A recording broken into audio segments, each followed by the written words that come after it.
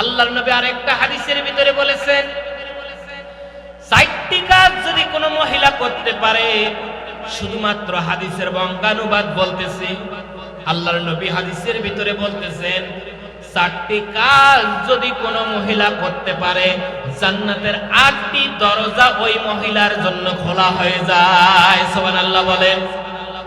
চারটি কাজের ভিতরে 1 নাম্বার, সে যদি নামাজ পড়ে। 1 নাম্বার কি?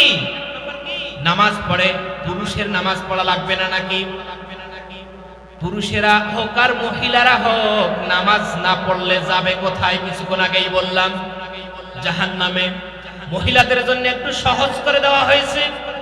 ওই মহিলারা যদি 1 নাম্বার যদি তারা নামাজ পড়ে, 5 ওয়াক্ত নামাজ যদি আদায় করে, মহিলারা যদি 5 ওয়াক্ত নামাজ আদায় করে, মহিলারা যদি রমজান মাসের রোজা রাখে, মহিলারা যদি তাদের সতীত্বকে হেফাজত করে, পর্দা পুশিদা করে, মহিলারা যদি তাদের স্বামীর খেদমত করে, তাহলে এই 4টি কাজ যদি কোনো মহিলা করতে পারে, জান্নাতের 8টি দরজা ওই মহিলার জন্য খোলা হয়ে যায়। যে কোনো একটা দরজা দিয়ে ওই মহিলা আল্লাহর জান্নাতে প্রবেশ করবে।